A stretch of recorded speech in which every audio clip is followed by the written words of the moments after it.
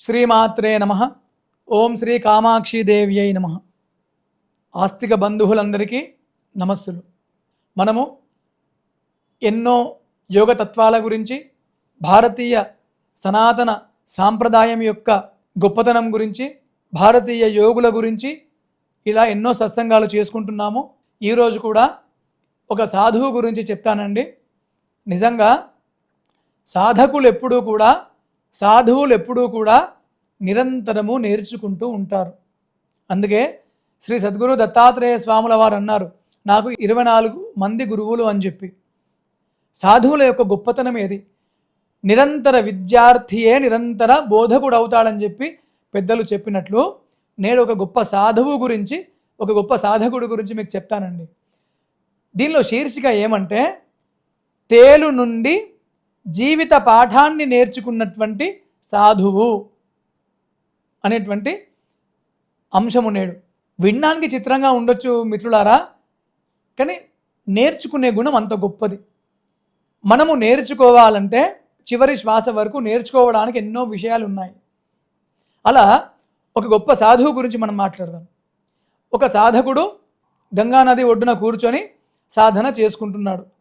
సరే, రోజు గంగలో స్నానము చేయడము, సూర్య భగవానుడికి అర్ఘ్యాన్ని ప్రసాదించడము, తన సాధన తాను చేసుకోవడము.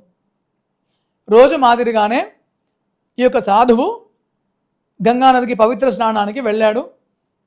స్నానము చేసి అర్ఘ్యప్రదానము సూర్యుడికి ఇద్దామనుకున్నంతలో అట్లా అర్ఘ్యము ఇద్దామని చెప్పి చేతిలో నీళ్లు తీసుకోగానే ఎక్కడి నుంచో కొట్టుకు వస్తున్నటువంటి ఒక తేలు స్వామివారి అర్ఘ్యంలో ఉన్నటువంటి నీళ్ళలోకి ఆ యొక్క తేలు వచ్చింది.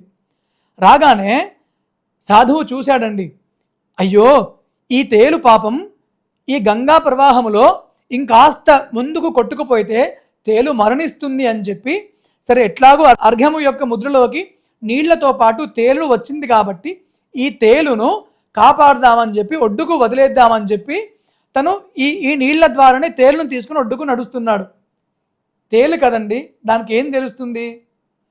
వెంటనే అర్ఘ్యం పట్టుకున్నటువంటి ఆ చేతిలో నీళ్లలో ఉన్నటువంటి ఆ తేలు ఆ యొక్క సాధకుడి యొక్క చేతుకు, ఆ యొక్క వేలుకు గిల్లేసింది తేలు.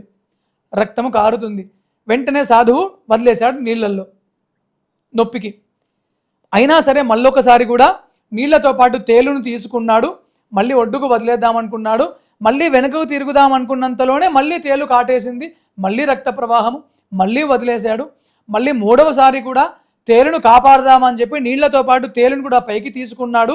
ఇక ఈసారి ఒడ్డుకు తీసుకెళ్దామనుకున్నంతలో మళ్ళా కాటేస్తే వదిలేశాడండి. ఇంతలో గంగా ప్రవాహం యొక్క ఉధృతి వల్ల తేలు ముందరికి కొట్టుకుపోయింది.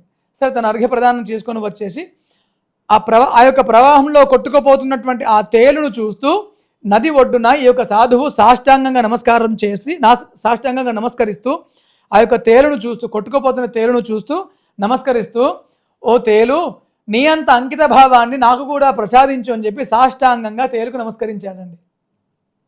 ఈ తతంగం అంతా చూస్తున్నటువంటి ఇంకో సాధకుడు ఒడ్డు పైన ఉన్నాడు.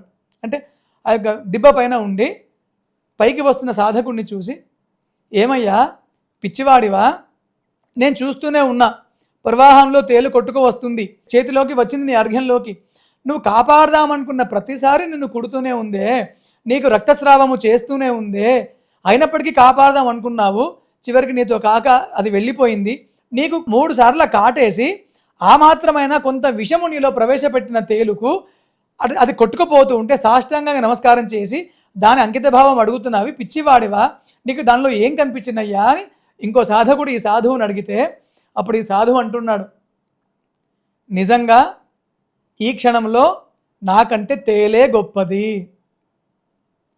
నా జన్మ కంటే తేలే జన్మోద్ధారణ పొందింది, తేలే నాకు గురువు, ఆ యొక్క తేలు నాకు గురువు, అందుకే సాష్టాంగంగా నమస్కారం చేసి దాని అంత అంకిత భావాన్ని అడిగానయ్యా అని చెప్పి ఈ సాధకుడితో అంటున్నాడు.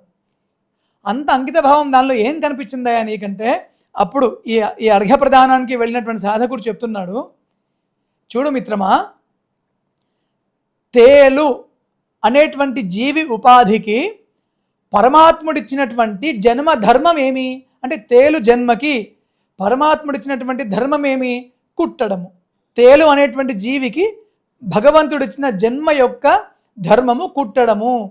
తేలు చచ్చిపోయే వరకు కూడా దాని జన్మధర్మాన్ని పాటిస్తూ నన్ను కుడుతూనే ఉంది. మనిషికి పరమాత్ముడిచ్చిన జన్మధర్మం ఏమి?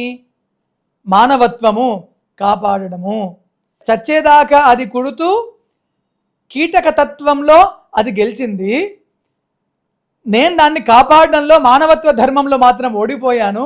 ఎవరు గొప్ప చెప్పు? ఇప్పుడు జన్మధర్మాన్ని పాటించడంలో తేలే గొప్పది కదా. దాని జన్మధర్మంలో కుడుతూనే ఉంది, చచ్చే వరకు కుట్టింది. మానవులుగా మన జన్మధర్మంలో కాపాడడం మన ధర్మం కదా. నొప్పిని భరించలేక వదిలేస్తేని చివరి దాకా మానవత్వాన్ని పాటించే మానవ ధర్మంలో నేను ఓడిపోయాను కదా. అందుకే అంకిత భావంలో నాకంటే తేలే గొప్పది, అందుకే దానికి సాష్టాంగ నమస్కారం చేశానని చెప్పి సాధకుడు చెప్తాడండి. అది సాధకుల యొక్క గొప్ప లక్షణము. అందుకే సాధువు అంటేనే సాధుగుణము కలిగిన వాడు, వదలకుండా నిరంతర సాధన చేసేవాడు, ఎప్పుడు ప్రకృతినే గురువుగా భావించి ప్రకృతి నుంచి ప్రతి రేణువులో నుంచి పాఠము నేర్చుకునేవాడు సాధువు. ఇదంతా ఎందుకు చెప్తున్నానంటే 10 పైసలంతా తెలిస్తే 100 రూపాయలు తెలిసినంత డాబును ప్రకటిస్తున్నటువంటి ఈ రోజులలో మనము నేర్చుకునేది ఇంకా చాలా ఉంది. అంతటి అలౌకిక శక్తులను పొందినటువంటి ఈ సాధువే ఇంకా నేర్చుకున్నాడంటే మనము నేర్చుకునేది కూడా చాలా ఉందని చెప్పి మనం గ్రహించాలని చెప్పి తెలియపరుస్తూ, సర్వే జనాః సుఖినో భవంతు. మీ శివప్రసాద శాస్త్రి.